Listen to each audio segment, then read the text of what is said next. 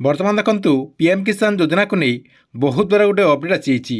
PM किसान योजनार जो 19तम किस्तिर टंका रही, 19तम किस्तिर टंका चाषी अकाउंट को केंद्र सरकार तरफ केते तारीख रे ट्रांसफर करा तार डेट जना पड़ जाए।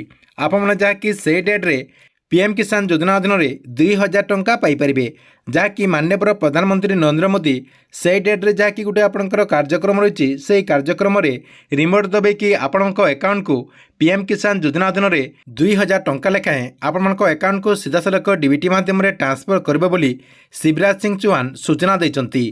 तेबे ए नहीं कौन अपडेट होती ता सहित क्यों जगार माननीय प्रधानमंत्री नरेंद्र मोदी आपण अकाउंट को रिमोट दबे कि यही टंकाटी ट्रांसफर करेंगे और केते तारीख रे आपणकर यही कार्यक्रम रही, ये वीडियो माध्यम आपण को पूरा डिटेल जनईदेवी। आपण जहाँकि यही वीडियो माध्यम नहीं पूरा प्रूफ सहित सबकि जानीपारे से भिडटी को आपने शेष पर्यंत देखूँ।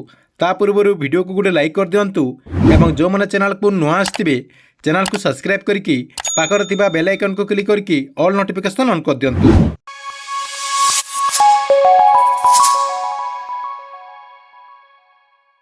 देखंतु आपने समस्ते यूट्यूब माध्यम बहुत सारा वीडियो देखुथिबे जे पीएम किसान योजनार टंका एई तारीख रे मिले जिवो, किए कहूँ से तारीख रे मिली जिवो, किए कहूँ आपणकर एतिक तारीख रे मिलिबो। देखंतु ए सब वीडियो को आपने विश्वास करंतु नहीं।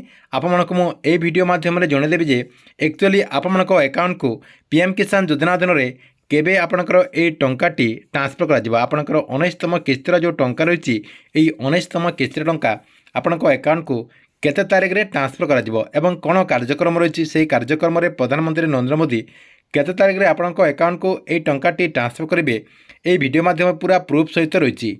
एटी आप स्क्रीन माध्यम देखिपे धरित्री पेपर देखंतु ए नहीं आपणकर गोटे अपडेट होती 19तम किस्तिर टंका तार तले देखंतु लिखाई जना पड़गला तारीख ए दिन अकाउंट को आसीबो पीएम किसान योजनार 19तम किस्तिर टंका।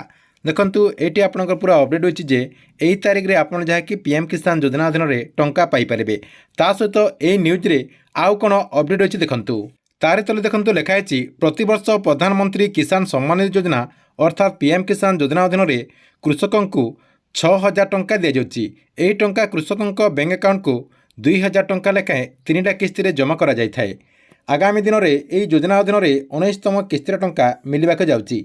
याकू बहुत सारा कृषक भाई माने जाकि अपेक्षा कर रही से मन में बर्तमान खुशीर लहरी खेली जाइए। या सहित आउ कौन अपडेट होती देखंतु पीएम किसान 19तम किस्तिर टंका कृषकों अकाउंट को आसंता मासरे आसिबो। प्रधानमंत्री नरेंद्र मोदी आसंता मासरे बिहार गस्तर जिबे।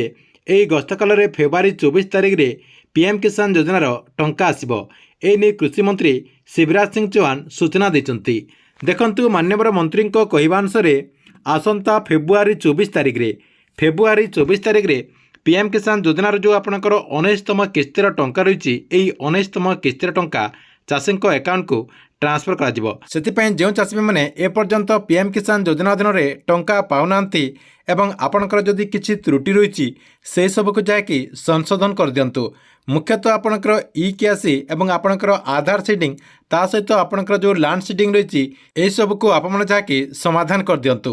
यही सबको समाधान करदेला आपण जहाँकि फेब्रुआरी 24 तारीख रे पीएम किसान योजना अधीन 2000 टंका पाइपर बोली सूचना रही।